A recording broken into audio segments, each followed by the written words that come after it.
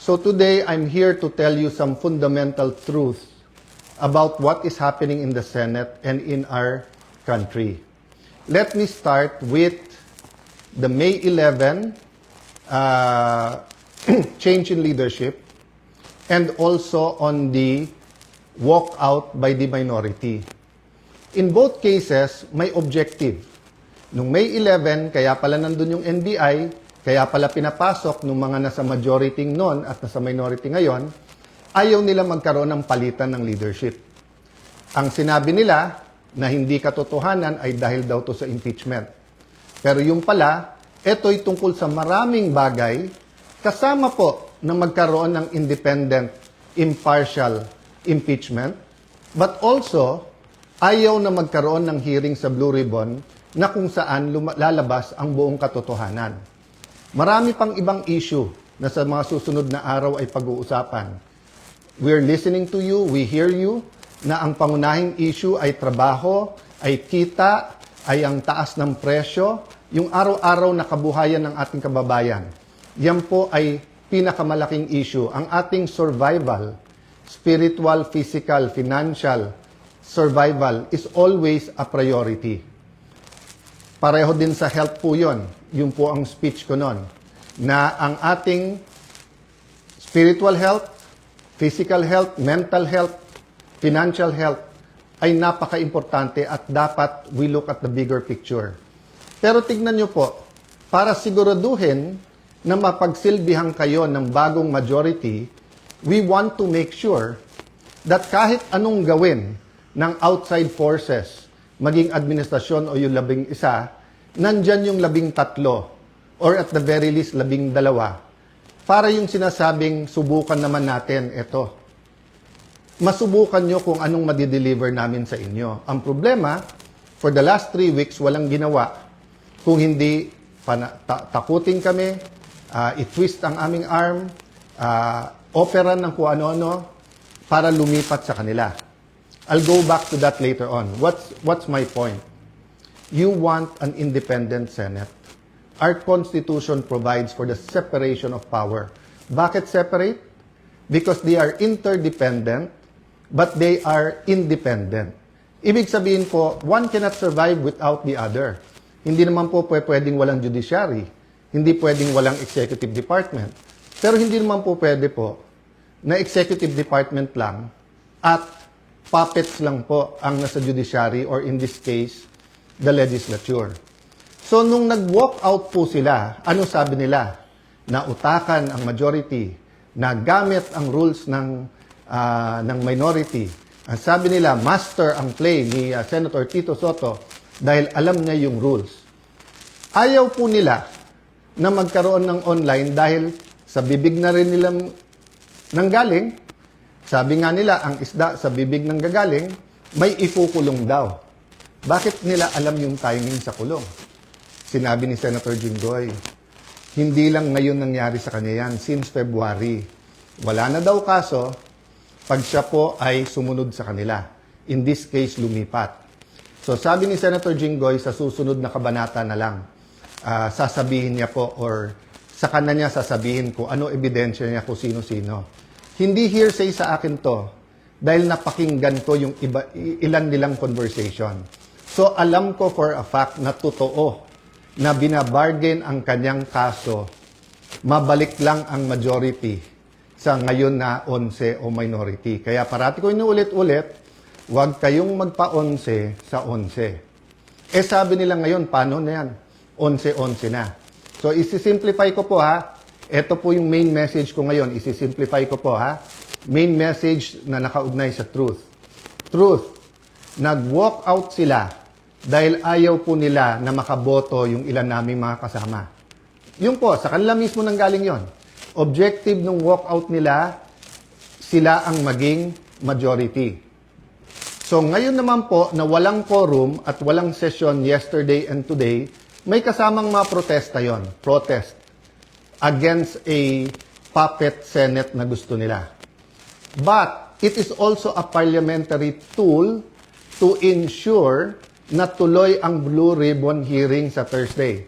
Ulitin ko po ha, ginamit nila yung parliamentary tool na walk out para po hindi matuloy ang pag-change ng rules.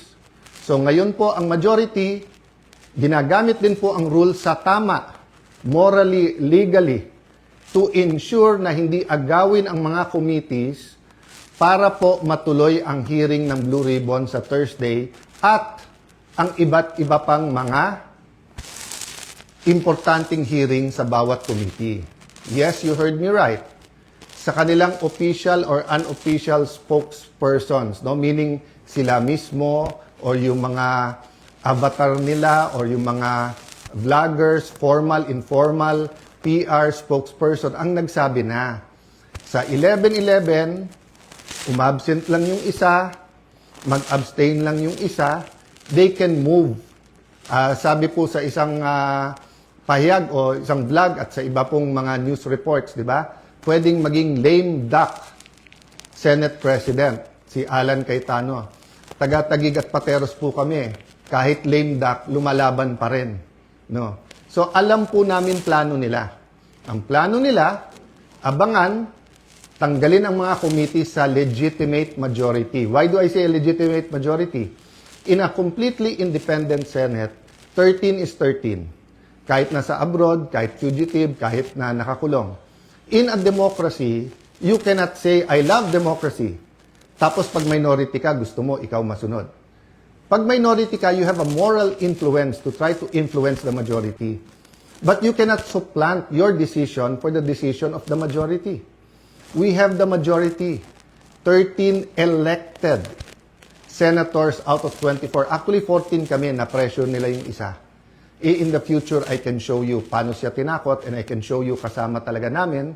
Ang problema nga tinakot at ang pagpihit ngayon pagkakulong ni Senator Jinggoy ay ginagamit nilang panakot sa iba. Don't get me wrong, ha? I'm not blaming the Sandigan Bayan or the law or legal processes. I'm saying later on it will be revealed that they abused the Blue Ribbon Committee, they abused, di ba, yung paggamit sa investigation ng DOJ at Ombudsman. I won't go there right now because I want everyone to fully understand the situation. The situation now is that we want an independent impeachment. Magaganap po yan. Walang mga scheme, sinister plot. Basta kung anong ebidensya, lalabas yung ebidensya, and I will correct kung totoo yung reports about one senator na pag sila daw majority, malalatag nila ebidensya. Hindi po. Ang prosecution dapat ang lumatag ng ebidensya nila to convict. Ang defense ang dapat lumatag ng ebidensya nila para ma-acquit. Ang senator judges ay dapat mag-examine ng mga ebidensya. Okay? So, in accordance with the rules, and there are rules of evidence, so people will be able to judge us. So, that's one important thing, the impeachment. The other important thing is yung ekonomiya natin, presyo. So, in the next few days, we will be announcing to you the hard work that we're going to do in the different committees to help address inflation, to help address ang problema sa production sa agriculture, to help address yung mga walang pera sa pagpapagamot. After summer, pasukan. To help address the problems of K-12, to help address the problem ng mga gustong mag-aral, hindi makapag-aral.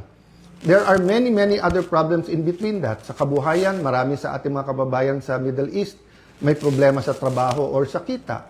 Marami sa ating importers sa taas ng dolyar ngayon, nahihirapan. So, napakaraming problema. But if we allow the flood control issue, the biggest corruption issue in our history, to go unchecked, let me throw you this question. Alam niyo na ba kung ano talaga ang scheme o scam sa flood control? Ilan ba talaga ang ghost? Ilan ang hindi ghost? Ilan ang substandard? Bulacan lang ba? O maraming lugar sa ating bansa? Senador lang ba? May congressman? May cabinet member ba? May mastermind ba o wala? Ano yung real numbers? Sa 1 trillion a year, sa 2023, 24, 25. Ano ba dyan ang tama? Ngayon ba? Wala na bang corruption ngayon sa infrastructure problems? Kamusta ang ating flood control? Pag umulan ba ng malakas ngayon, makakasiguro tayong hindi babaha? So, ang dami pong tanong. Hindi po ito masasagot kung wala tayong independent, impartial na hearing.